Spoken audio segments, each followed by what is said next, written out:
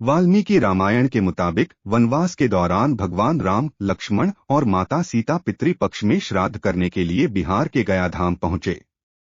वहां ब्राह्मण ने भगवान श्री राम और लक्ष्मण को श्राद्ध कर्म के लिए आवश्यक सामग्री जुटाने के लिए कहा। इस पर भगवान राम व लक्ष्मण नगर की ओर सामान लाने के लिए निकल पड़े। ब्राह्मण देव ने माता सीता से आग्रह किया कि पिंडदान का समय निकलता जा रहा है।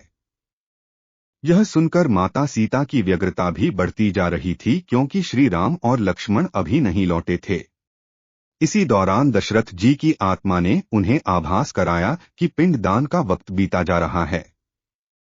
यह जानकर माता सीता असमंजस में पड़ गईं। तब माता सीता ने समय के महत्व को समझते हुए यह निर्णय लिया कि वह स्वयं अपने ससुर राजा दशरथ का पिंडदान करेंगी।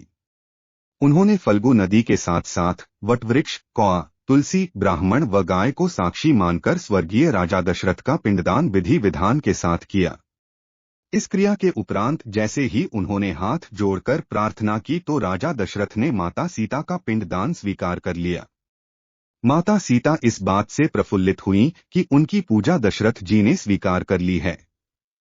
इसके बाद उनके मन में संशय भी हुआ कि प्रभु राम इस बात को नहीं मानेंगे, क्योंकि पिंडदान पुत्र के बिना नहीं हो सकता है। थोड़ी देर बाद भगवान राम और लक्ष्मण सामग्री लेकर आए और पिंडदान के विषय में पूछा। तब माता सीता ने कहा कि समय निकल जाने के कारण उन्होंने स्वयं पिंडदान कर दिया। प्रभु राम को इस बात का विश्वास नहीं हो रहा था कि बिना पुत्र और बिना सामग्री के पिंडदान कैसे संपन्न और स्वीकार हो सकता है। इसके बाद माता सीता ने कहा कि वहां उपस्थित फल्गु नदी, तुलसी, कौआ, गाय, वटवृक्ष और ब्राह्मण श्राद्ध कर्म की गवाही दे सकते हैं। भगवान राम ने जब इन सब से पिंडदान किए जाने की बात सच है या नहीं पूछा, तब फल्गु नदी, गाय, कौआ, तुलसी और ब्राह्मण पांचों ने प्रभु राम का क्रोध देखकर झूठ बोल दिया कि माता सीता ने कोई पिंडदान नहीं किया है। केवल वटवृक्ष ने सत्य कहा कि माता सीता ने सबको साक्षी मानकर विधि पूर्वक राजा दशरथ का पिंडदान किया है। पांचों साक्षी के झूठ बोलने पर माता सीता ने क्रोधित होकर उन्हें आजीवन श्राप दे दिया। फल्गु नदी को श्राप दिया कि वह सिर्फ नाम की नदी रहेगी, उसमें पानी नहीं रहेगा। इसी कारण फल्गु नदी आज भी गया में सूखी है। गाय को श्राप दिया कि गाय पूजनीय होकर भी सिर्फ उसके पिछले हिस्से की पूजा की जाएगी और गाय को खाने के लिए दर बदर भटकना पड़ेगा। आज भी हिंदू धर्म में गाय के सिर्फ पिछले हिस्से की पूजा की जाती है। माता सीता ने ब्राह्मण को कभी भी संतुष्ट न होने और कितना भी मिले उसकी दरिद्रता हमेशा बनी रहेगी का श्राप दिया।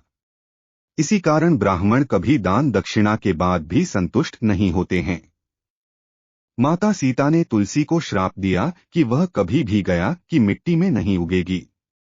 यह आज तक सत्य है कि गया की मिट्टी में तुलसी नहीं फलती। और कौआ को हमेशा लड़ झगड़ कर खाने का श्राप दिया था। कौआ आज भी खाना अकेले नहीं खाता है। माता सीता ने जहां इन पांचों को श्राप दिया, वहीं सच बोलने पर वट वृक्ष को आशीर्वाद दिया कि उसे लंबी आयु प्राप्त होगी, वह दूसरों को छाया प्रदान करेगा। पतिव्रता स्त्री उनका स्मरण करके अपने पति के दीर्घायु की कामना करेगी। दोस्तों, अगर आपको कहानी अच्छी लगी तो वीडियो को लाइक और चैनल को जरूर सब्सक्राइब करें।